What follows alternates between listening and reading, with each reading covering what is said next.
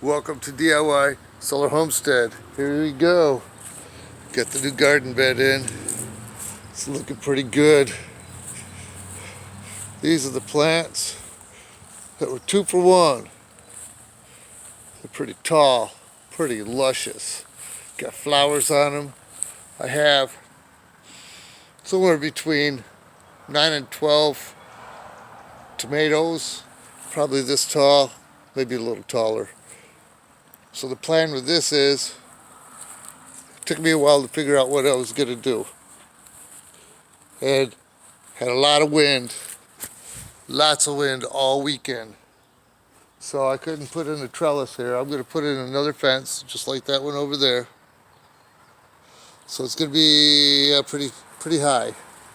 I decided I was going to put it right along here.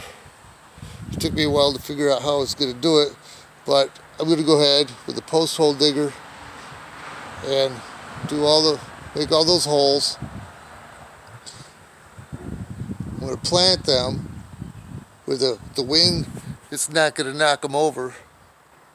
And then I'm going to go ahead, I'm going to put it in the fence post probably first. And then, I don't know, I'm winging it, right? So then I'm going to put it in the fence post, put up the fence, and then I'm going to attach all the tomatoes. I got a bunch of the little ringlets to hold them up, like these here. I got more down here. I hope I have more, but I know I have 300 on the way from eBay.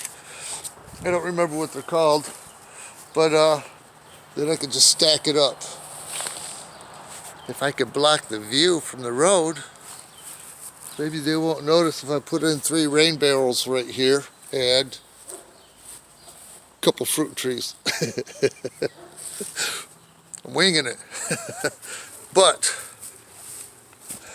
I gotta make a little food forest. I gotta learn how this works.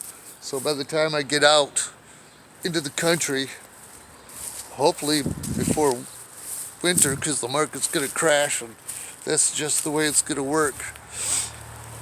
I saved the ties. You saw the drip hose out there, the waterer. Got that all on there today. That's all I did today. But I got all that in Friday and Saturday, so that was amazing. I still have probably a yard, maybe a yard and a half of dirt left. I got more of this compost I'm going to put down out there. A lot of plants don't like walnut. That's a nice size walnut tree, but the squirrels planted that years ago, and I don't know if that's coming down or not.